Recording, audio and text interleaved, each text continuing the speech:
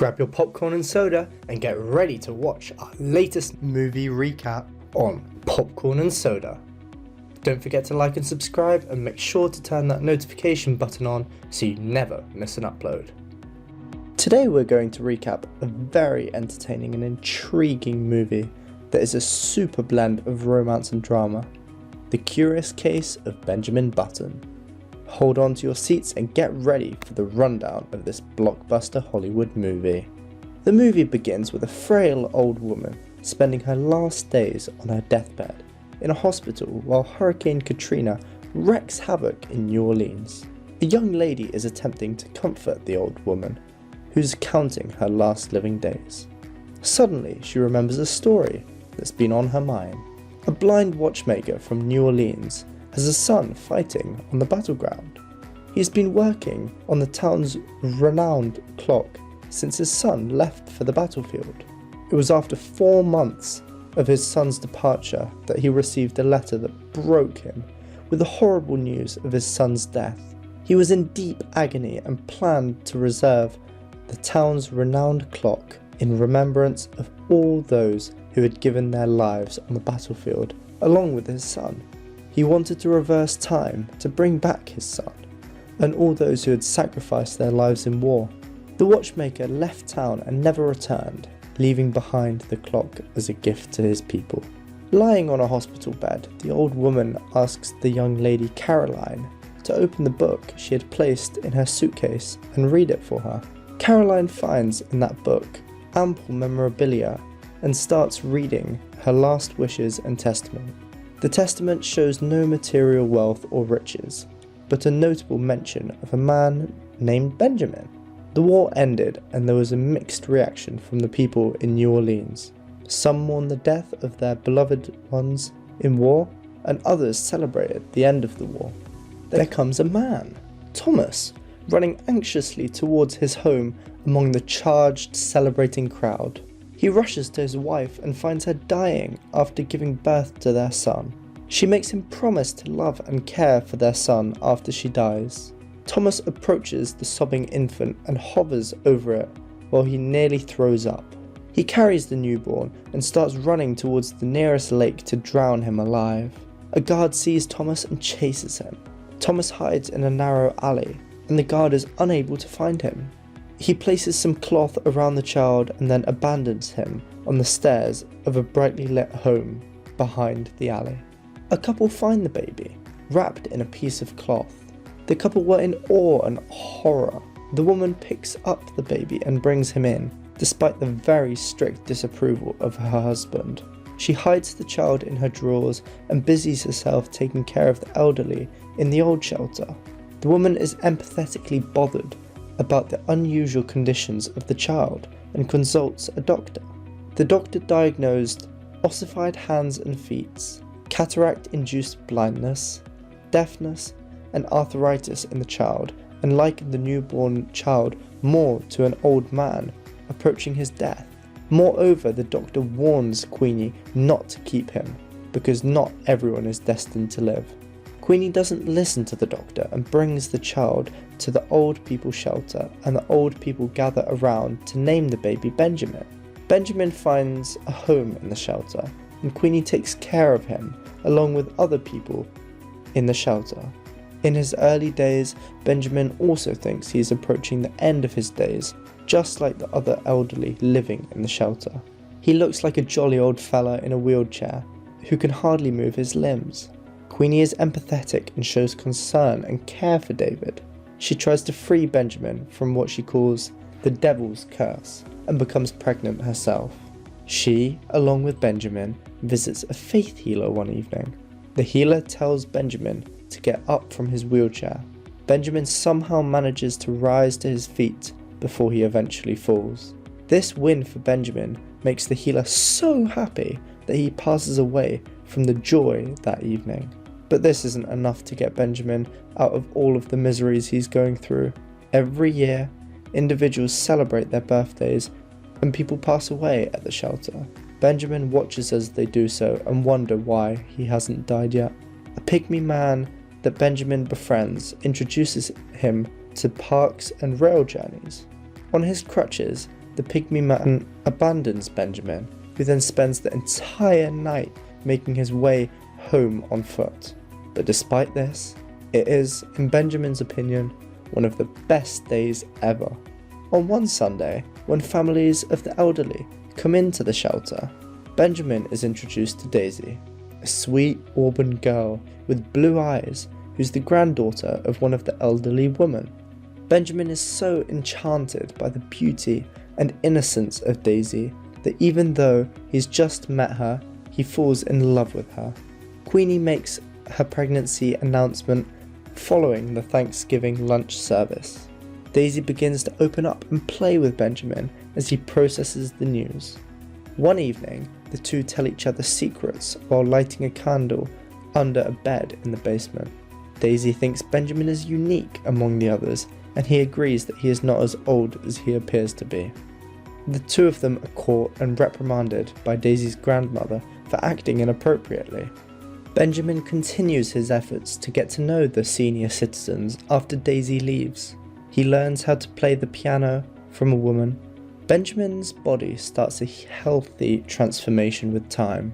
He goes to a port one day with another elderly woman and is given a job working on that boat. The strange Benjamin is excited by his new job at sea. He develops a strong relationship with Captain Mike, who ultimately learns that he is still a virgin. Benjamin travels with Captain Mike to a brothel, where they indulge in booze, sentiment, and women. A prostitute enthusiastically accepts Benjamin, despite his strange and weird appearance. But she is shocked when Benjamin does not lose his sexual vigor. She only had him as a visitor. A car stops Benjamin on the sidewalk as he is returning from the brothel. Thomas Button gives Benjamin a ride and introduces himself to Benjamin. The two discuss Benjamin's illness as they enter a posh bar. Later that evening, Thomas drives him home and again asks if he might pay a visit. On another Thanksgiving, Daisy stops by and spends the day in the tugboat with Benjamin. One day, Benjamin's lifelong friend passes away. He realizes there that his life unfolds differently from everyone else's at the shelter. He says goodbye to his parents in the shelter and they wish him safety and happiness. He makes a vow to Daisy to send her a postcard from wherever the boat lands.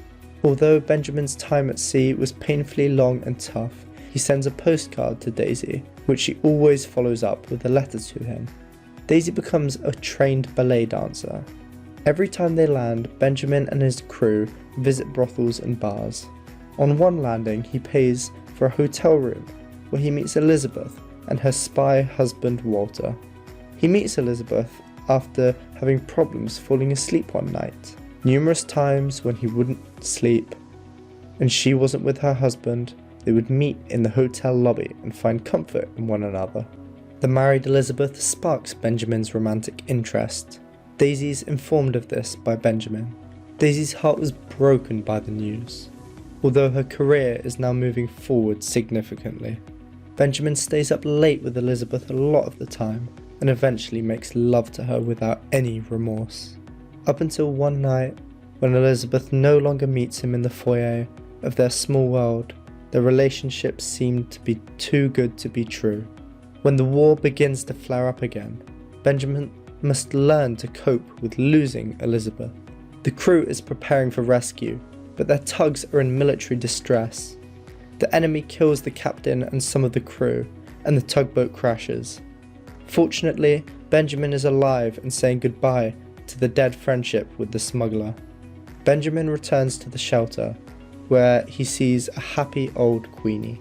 Despite her sorrow at sea and death at the shelter, both thank and apologise endlessly at the same time. On a lonely morning, Daisy visits the shelter and rushes to hug Benjamin as she sees him. He reflects how Daisy, once a young little girl, she's grown up so much to become a beautiful and charming lady. Daisy and Benjamin set out at night to find each other once again, and Benjamin falls in love with the gracefully dancing Daisy, who kisses and seduces him before the end of the night. She goes home with Benjamin. The next night, Thomas stops at the shelter and takes Benjamin to dinner. where he confesses his love for Benjamin. He took Benjamin to the button factory, where he reveals that Benjamin is his son. He shows him through his house and shows an old photo of Benjamin's mother, Caroline. Benjamin, confused and shattered, leaves Thomas's house. He later returns to Button's mansion and picks Thomas up for an early trip to the lake, where Thomas tried to end his life. Benjamin travels to New York for Daisy's show. He falls in love with the graceful Daisy on stage again. After her show, he pays a behind-the-scenes visit to her. Benjamin is jealous and leaves the after-party when Daisy's boyfriend kisses her on the lips. She chases Benjamin, who tells her that he is happy for her boyfriend. Benjamin leaves on his bike and spends his days repairing things in the shelter.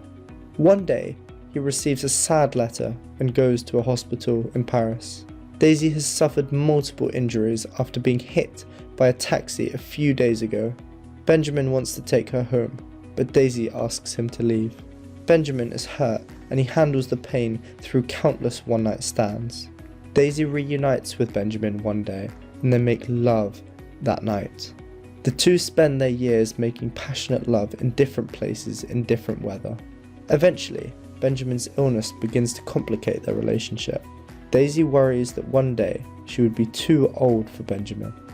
The news of Queenie's death destroys Benjamin and Daisy. Later, Benjamin sells his father's mansion and gets a duplex with Daisy. Growing older brings great pain to Daisy, but she promises Benjamin to accept aging. Daisy opens her ballet class and she reveals that she is carrying Benjamin's child. Benjamin becomes worried, thinking that his baby might be born as unusual as he was. Moreover, he thinks about whether he would be able to father his baby, as he was aging in reverse. Daisy consoles him by assuring him that she would sort it out for their family. 9 months later, Daisy triumphantly gives birth and names her baby after her mother, Caroline. The severity of Benjamin's illness becomes apparent when he realizes his child needs a father, not a playmate. He loves his wife and daughter, but he chooses to separate from them, leaving behind all his riches. Caroline reads all the regretful notes on the postcards that her father had sent throughout his life. Benjamin spends the rest of his life aimlessly in various places. One day, in his prime, teen Benjamin decides to meet Benjamin and Daisy, but he discovers that she has remarried a man who is Caroline's father. Daisy and Benjamin spent their last passionate night together at a hotel. It had been many years without seeing each other. One day, a man from the authority calls Daisy and told her to take Benjamin with her back to the shelter. Old Daisy takes care of Benjamin, who is steadily aging back from a teenager to a child, until the Louisiana state government replaces the city clock. The hurricane is now full force in New Orleans. By that time, Caroline finishes reading the diary and the city is flooded. The story of Benjamin and the clock ends with Daisy dying on a hospital bed and a toddler Benjamin closing his eyes forever in the lap of his girlfriend Daisy in a flashback. Thank you for watching and don't forget to like and subscribe to our channel Popcorn and Soda.